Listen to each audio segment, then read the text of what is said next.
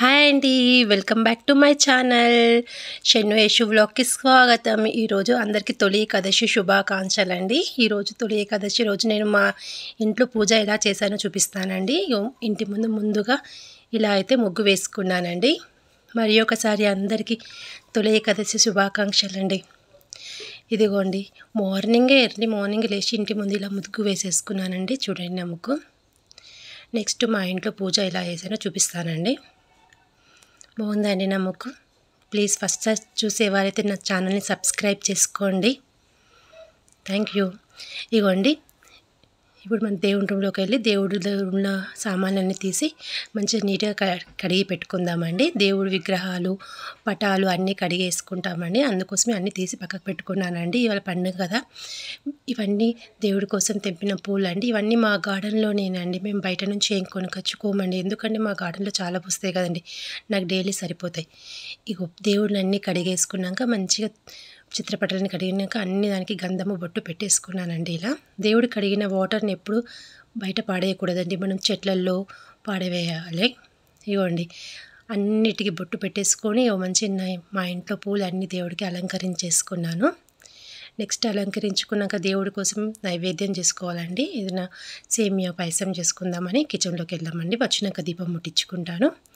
ఇదిగోండి, దేవుడి కోసం నైవేద్యం సేమియా వేసుకుంటున్నానండి. ఇవాళ తొలి ఏకాదశి కదండి, ఏదైనా స్వీట్ పెడితే బాగుంటుందని సేమియా వేస్తున్నానండి.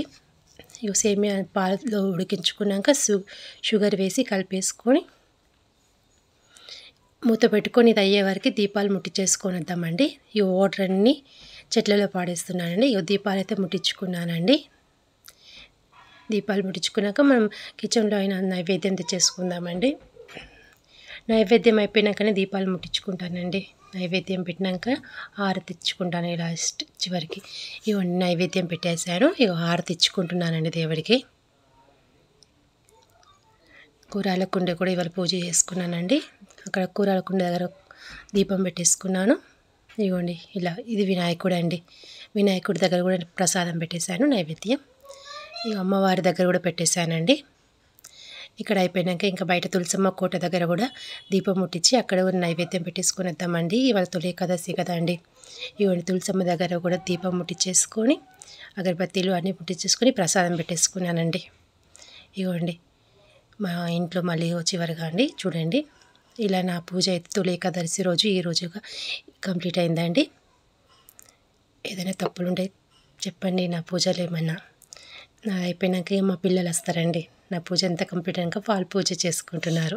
చూడండి నా పిల్లల్ని. మొదటిసారి చూసేవారంటే సబ్స్క్రైబ్ ప్లీజ్.